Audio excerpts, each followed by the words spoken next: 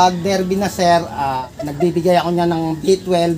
Ang gamit ko pantao. Tapos ang ginagamit ko pag napansin ko sunog ang ibon sa arrival, pantao rin ginagamit ko na quality ng Friday. B12 lang ulit at saka B-pollen, binibigay ko anti-stress yun eh. Tsaka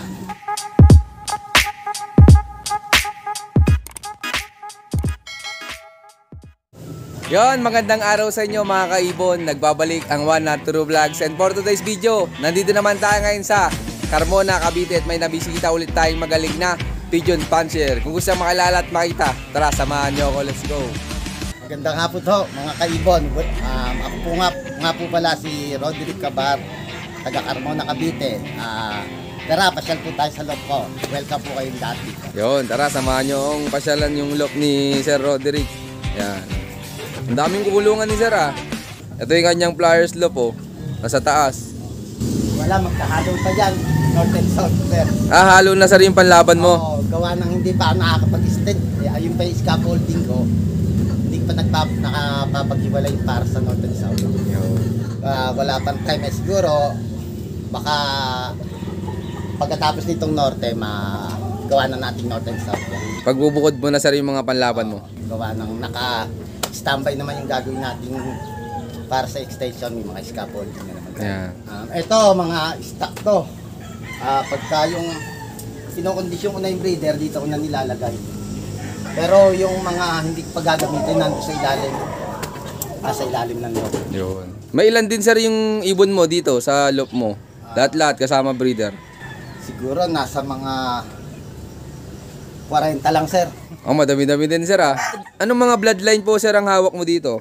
Johnson President ni Edwin Villanueva, galing kay Sir Chris Malinis. Shout out Sir Chris Malinis. Tapos Johnson Banhi, galing kay Cyrus Lop. Shout out Cyrus Lop. At marami akong nakuha ang panalo galing sa ibon mo. Especially kay Sir Oliver, Green Power Lop.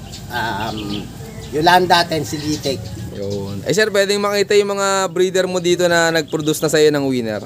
Pwede naman, sir. Ayan, tara samahan nyo kami mga kaibon. Kunin ni Sir Roderick yung kanyang mga ibon na nag-produce na ng panalo. Ito nga po pala yung Johnson President. Gandang ibon, mga ibon oh. Inbreed to sa North and South Champion ni Sir Chris Malinis. Strain ni Edwin Villanueva. Ito mga kaibon oh. Kamusta naman Sir yung mga naging anak po nito? Ang unang anak nito nag-produce sa akin ng lap champion sa CSW rate, RPC last SDR rate, 2 times of color lap champion at balogan, at 10 overall ng of color, 7 overall ng last 4 laps, 19 overall ng central at saka 10 overall na area. Oo, iso magaling yung Multiple pooling winner at saka champion din siya ng 1 hit 500, 200 at saka 100. Oo. Nilaro to sa Cagcom ni Sir Chris Malinis. winner din po pala yung ibon na yan Sir. Yung magulang nito, North and South Champion. Oo, yus kaya pala talagang mag-aanak din ng panalo. Di Sir, hindi mo na binaklas yung pairing nan? Actually, nung manalo siya, binalik ko siya sa dati niyang pairing. Ngayon, ito yung pangatlong Lorison Banhi. Kanina naman galing yan Sir? Direct ko ito nabili kay Cyrus Love. May lipad daw po yan Sir? Wala sir, wala.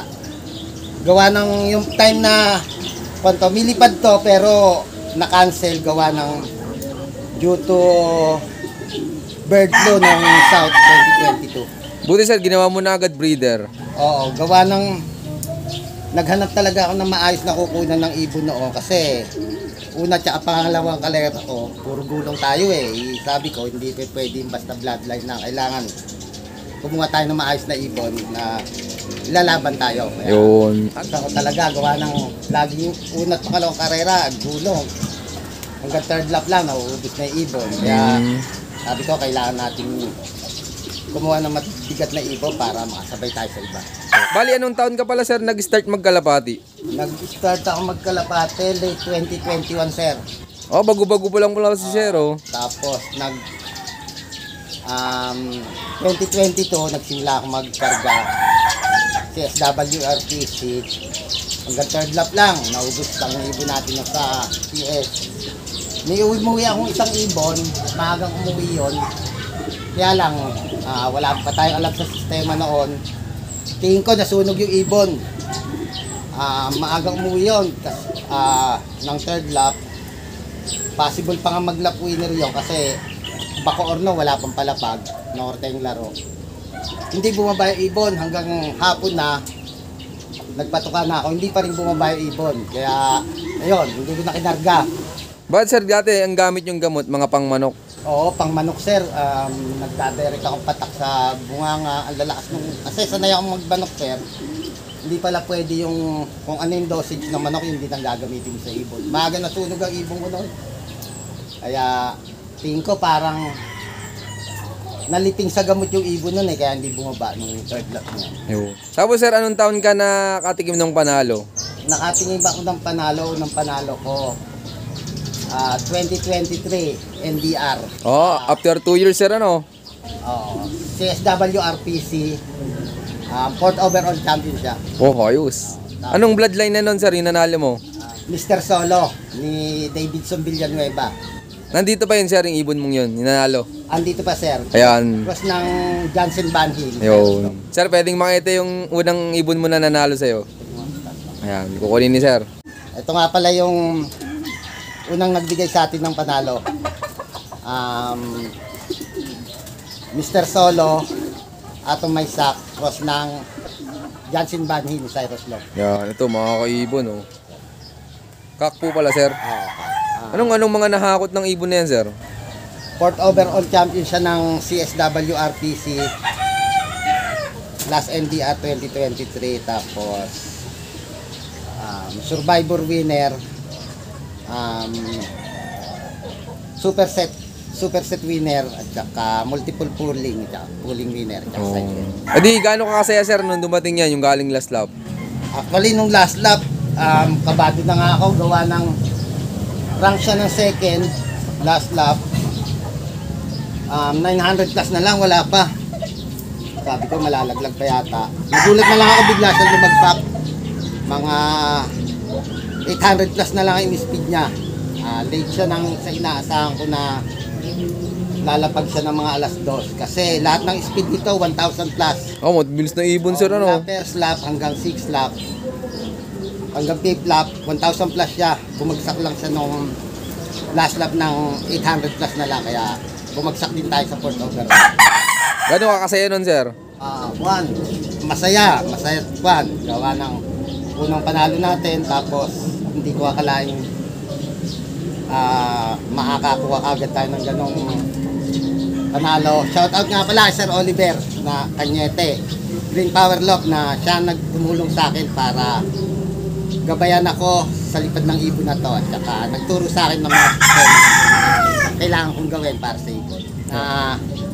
Laging andyan pag oras na magtanong ka sa kanya kung ano kailangan, ganito, ganun yung ibon. Lagi lang siya andyan, sasagutin ka niya. Madaling mabait masyado. Tuturo niya sa'yo, bibigyan niya sa'yo kung anong dapat mong gawin sa ibon. Sabihin mo lang sa kanya kung anong ibon, anong kondisyon, tuturo niya sa'yo kung anong gagawin. Salamat, Sir Oliver Cañete, Green Power Lock. Tapos yung sir, ibon na yan sir, ginawa mo ng breeder? Nasa flyer pa rin siya sir, para lagi siyang kondisyon. Once na kailangan ko isalang, kondisyon pa rin siya kasi nasa flyer na. Na-exercise.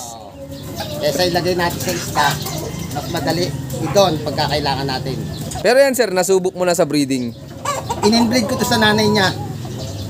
Marami akong panlipad ngayon noon. Panay kapatid dito sa magulang, at saka inbreed sa nanay niya. Sa North pa? Oo, ngayon norte. Ayan. Ayos, abangan natin yung mga anak neto nung kanyang fourth overall ba sir? Oo, fourth overall. Ayan, abangan natin sa darating na North Race. Yun, congrats kay Sir Roderick. Sir Roderick, kapag derby na po, ano yung mga ginagawa mo dito sa loop mo, tsaka yung mga ibinibigay mo sa ibon mo? Pag derby na sir, nagbibigay ako niya ng B12. Ang gamit ko pantao, Kirkland, B12 with electrolytes. Pantao. Tapos, ang ginagamit ko pag napansin ko sunog ang ibon sa arrival, pantao rin ginagamit ko na kuha nila. Yung hydrate salts na para ma-refresh kagad yung katawan nila at bumalik kagad yung sigla nila. Tapos sa hapon, sasalubuhan ko na lang sila ng ideal pills at saka yung Kirkland din na B12 with electrolytes. Tapos Monday, magbabawang na ako. Monday, Tuesday, magbibigay ako ng electrolytes, ng probiotics, paliliguan ko sila. Tapos Wednesday, B12 hanggang Thursday. Tapos pagdating ng Friday, B12 lang ulit at saka loading. At saka B-pollen, binibigay ko anti-stress yun eh. At saka yung Watusi. Watusi tawag namin doon, Sir Oliver Carniente. Shout out, sir. Yan. Yan, maraming salamat po, Sir Roderick. Pero sir, ikaw po ba mahilig mag-midtos? Sa training na sir, siguro. Kasi pag nagsampa ako ng training, lalo na South, magte-training lang ako ng 2 sa dabilan. Kakarga ko na sa pagod na agad. Mukhang iniiwasan ko nga yung masikip sa crates, tapos masyadong masikip. Tapos pagka naman sa norte, pag nagkarga ako, magtotos lang ako niya na C6, alabang, hindi ko kinakarga muna sa crates. Kakarga ako niya minsan unang Bulacan o kaya Nabaliches. Medyo malayo na sir, ano? Valenzuela. Para, gusto niyo sir, medyo maliwag na sa crates. Oo, kasi mahirap pagka masyado maskip sa crates. Stress na agad ang ibon natin pagkahapon. Tsaka yung iniiwasan ko, yung maawa na naman sila sa sakit. Yun, maraming salamat po Sir Roderick. Yan, Sir Roderick, tingin mo ano yung pinakang importante sa pagkakalapati para manalo? Para manalo ka, kumuha ng maayos na linyada una. Kumuha ka dun sa legit na tao na pagkukunan mo na alam mong nananalo. Kasi kung magkakalapati ka at sasali ka sa karera at yung ibon mo naman ay walang spray na nananalo na kung saan mo lang kinuha, huwag ka na huwag mo na subukan kasi mahirapan ka lang manalo lalo ngayon. Ang daming magbigat na nakakalaban natin. Di baling bumili ka ng isa o 2 breeder lang. Basta alam mong ilalabang ka kaysa doon sa marami na hindi mo naman alam kung anong mangyayari sa'yo. Yun, maraming salamat po Sir Roderick. Ikaw naman Sir Roderick, anong may bibigay mong payo sa mga viewers natin dyan na hindi pa nakakatikim ng panalo? Laban lang. Laban lang ang laban. Huwag kayong aayaw, lalong hindi kayo mananalo. Quitters never win. Ang may papayo ko lang, alagaan nyo na maayos yung ibon nyo, magkaroon kayo ng magandang sistema, kung may mentor sana kayo na nakahandang tumulong para sa inyo, kumuha kayo ng mentor, magpaturo kayo. Tapos, importante bloodline din. Siguro dapat maganda yung bloodline na pinanggalingan ng ibon at alam nyong nananalo. Yun, maraming salamat po Sir Roderick. Sir, tingin mo gaano kasaya naman sa pagkakalapati? Masaya sir. Iba yung feeling na inuuwian ka ng kalapati mo. Mas masaya kaysa sa magsabong. Gawa ng ako dating nagsasabong, nung mawala ang sabong, nag-switch ako sa kalapati. Masilig ko na magkalapati ngayon kaysa magbanok. Sa muli, ako nga pala si Roderick Cabar ng Carbona Cavite, Pigeon Fancier. I love this game. Yon, maraming salamat sa patuloy niyong suporta mga kaibon at siyempre kay Sir Roderick. Maraming salamat sa pag-unlock na makapag-loop visit sa'yo. Ayan sir, baka pala may mga gusto kang i-shoutout dyan. Cyrus nga pala kay Cyrus Lop, kay Rich John Flores, sa mentor ko, tsaka sa pinanggalingan ng mga ibong ko, Sir Oliver Carniente, Green Power Lop. Tapos sa Tropang Carmona, Joshua Camba, salamat sa Davidson Villanueva, nagbigay rin sa akin ng panalo. Sa lahat ng player ng CSW RPC Carmona, laban lang. Anyo, shoutout sa inyo lahat. Ayan, may kasama pa tayo dito na Pigeon Fancier din, boss, magpakilala ka. Shoutout mga kamotobull. Kung gusto niyong gumulong, kumuha na kayo. Kaya shoutout sa pinakasupportive ng asawa, Hazel Torres. Shoutout nga pala sa tropang Laguna, Robin Sorano. Salamat sa pag-ibig mo. Yun lang. Okay na. Yon, shoutout sa inyo lahat at syempre shoutout din sa lahat ng mga patuloy na sumusuporta dyan at abangan nyo pa yung mga susunod kong follow-up visits. So yun, keep watching and God bless you all. Thank you.